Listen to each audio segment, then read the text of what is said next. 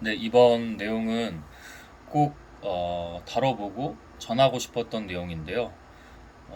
저 개인적인 이야기이기도 하지만 더불어 우리 모두의 이야기가 될 수 있을 것 같아서 저는 요즘에 성경 읽는 부분이 예수님에 관한 사복음서입니다. 그래서 굉장히 계속해서 집중해서 읽으려고 하고 있고 기도도 하고 제 삶 속에서 그렇게 잘 실천하고 드러낼 수 있도록 주님의 이제 영광이 될 수 있도록 노력을 하려고 하는데요. 예수님은 주로 사랑이셨습니다. 사랑과 어떤 자비라고 표현할 수도 있을 것 같고요. 그러니까 간단히 말해서 그냥 사랑입니다. 사랑. 그분 오신 증거 자체가 사랑이기 때문에 물론 가끔 뭐 내 아버지의 성전에서 장사하지 말라 이렇게 뒤집어 버리시고 이렇게 약간 화를 내는 듯한 분노하는 듯한 모습도 보이지만 그런 모습은 잘 없습니다. 근데 우리가 구약의 하나님을 보면 좀 무서울 때가 있으시거든요. 음, 치십니다. 전쟁을 통해서든 또는 자연재해를 통해서든 죽이기도 하시고요. 음, 구약의 하나님은 여전히 사랑과 자비와 은혜가 넘치시지만 때때로는 경우에 따라서는 굉장히 무섭고 두려운 존재입니다. 어, 우리는 그의 형상입니다. 저는 어렸을 때부터도 그랬고 둘 중에 두 분 다 이제 우리의 주고 신인데 두 캐릭터 중에 예수에 좀 더 가까웠던 것 같습니다. 오히려 너무 너무 그랬죠. 그래서 그 틀이 여전히 이 성인이 한참 되고 나서도 음? 잘 깨지지 않았는데 요즘에 이제 그런 마음을 많이 주시는 겁니다. 할 때는 해라.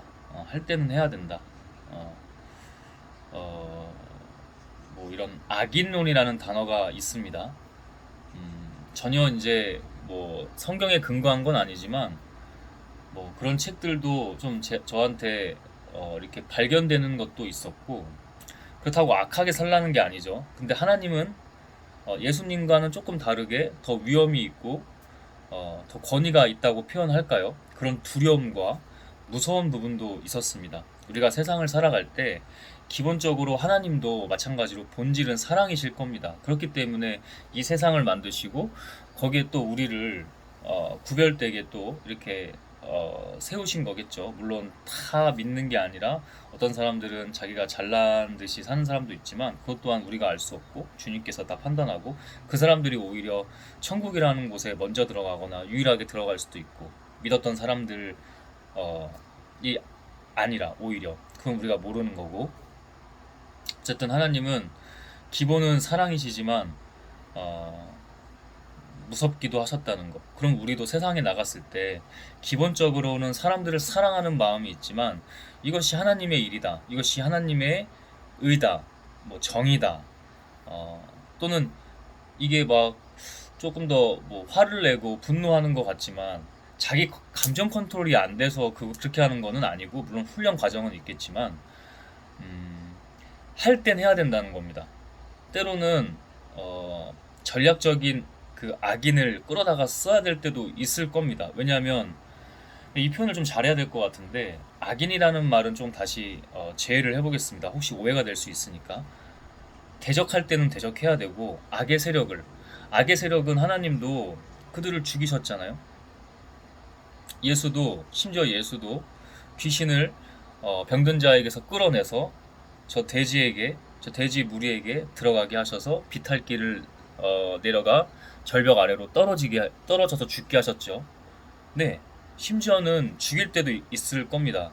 우리 손에 피를 묻히라는 게 아니라 강력히 해야 될 때는 해야지만이 또 하나님의 일들이 그 역사가 드러나지고 증거되는 게 아닐까 그렇게 생각을 해봅니다. 조심스럽습니다. 이거는 생각을 조금 더 자기가 주 안에서 주시는 대로 많이 또 해보고 깊이 해보고 그런 가운데 할 수 있는 거지.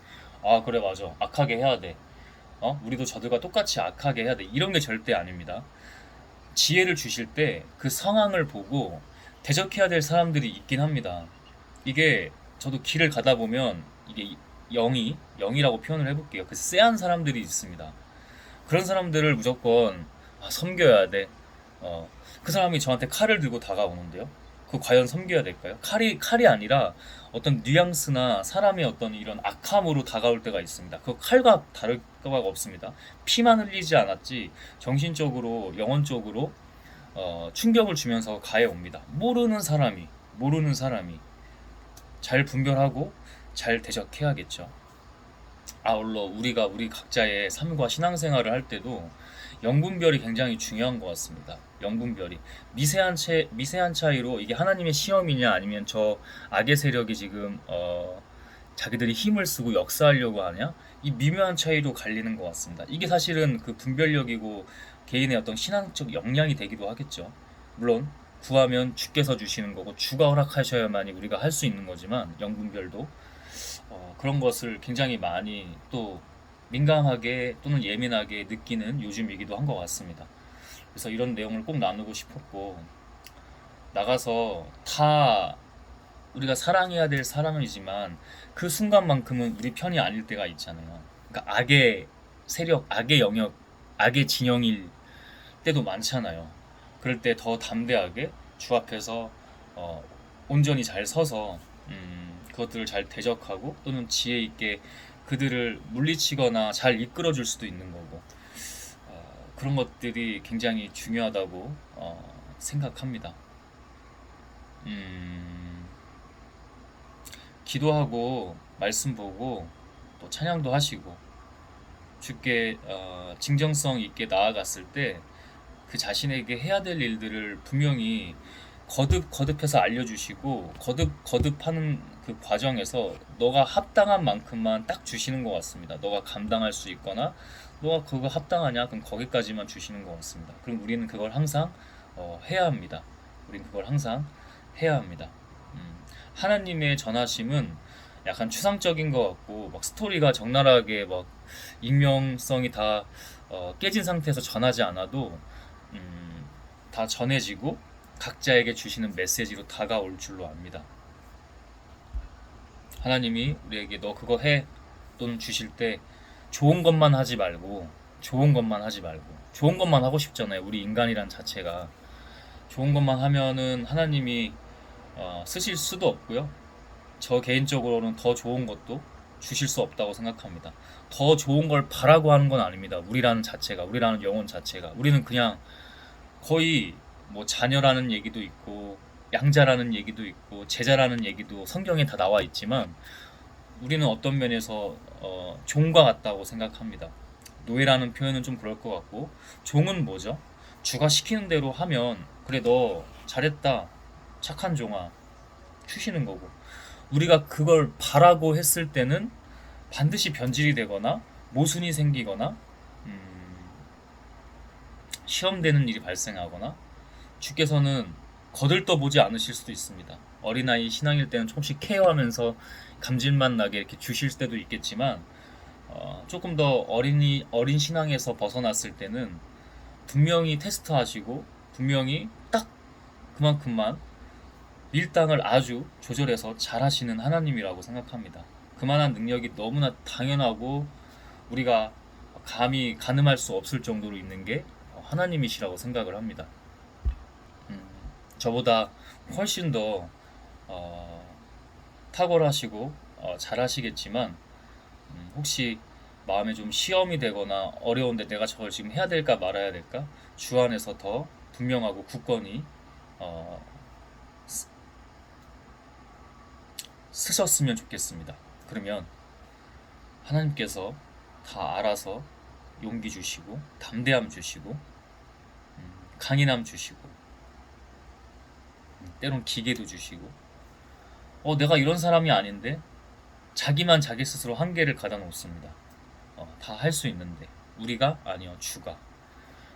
그런 저와 여러분이 되면서 날마다 승리하면서 조금씩이라도 좋으니 승리하면서 또는 성장과 발전을 하면서 증거가 되면서 증명을 하면서 그렇게 이 땅 가운데서의 삶을 잘 마무리하고 하나님이 설사 우리가 갔을 때 우리가 이 세상을 떠나서 갔을 때 칭찬해주지 않으셔도 그곳의 상이나 뭐가 우리의 뭐 선물 같은 것들 뭐 좋은 게 없을지라도 그런 거 기대하지 말고 그냥 우리는 지금 이 세상에서 지금 이 순간에 묵묵히 자기 할 일들을 주께 구하며 받은 대로만 집중하면 받겠죠. 그거 거부할 수 없게 주시거든요. 내가 하는 것 같아도. 어. 내가 그걸 했는데 엉터리거나 실패로 돌아가거나 그럴 수 있겠죠. 근데 실패는 없고요. 시행착오 과정만 있을 뿐입니다. 그걸 통해서 또 어떻게 쓰실지 모르는 게 우리 하나님의 능력과 계획이니까 그렇게 같이 나아갔으면 좋겠습니다. 저도 항상 생각날 때 얼굴은 뵌 적 없지만 영혼과 그 마음에 깊은 마음으로 기도를 하면 다 전달이 되고 혹시 저는 이렇게 얼굴이 보이잖아요. 제가 생각이 날 때 기도해 주시면 이번에는 좀 선포하고 싶습니다. 선포를 해야 또 그렇게 지키니까 이거는 뭐 예정에 있던 얘기는 아니고 사실 제 영상이 뭔가 뭐 텍스트가 대본이 있거나 그렇지는 않아요. 그냥 그 순간 주시는 대로만 제가 즉흥적으로 나눠서 조금 이렇게 완벽하지 않을 때가 있는데 완벽한 건 또 없기도 하지만 그런 걸 잘 분별해서 봐주시고 지금 제가 선포한다는 내용도 딱 느낌이 오고 마음을 주셔서 저는 정말 아무것도 아니고요.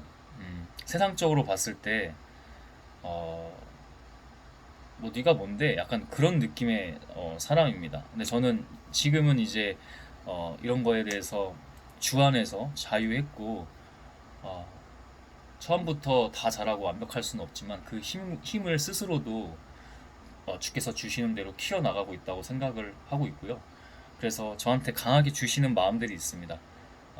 그건 근데 주가 허락하셔야겠죠. 제가 할 수 없는 거고. 그래서 이렇게만 선포를 하면 음, 주의 일을 분명히 하게 될 거고 어떠한 형태로든 어, 제 욕심인지는 모르겠지만 작게만 하지 않을 거라는 그런 믿음이 있습니다.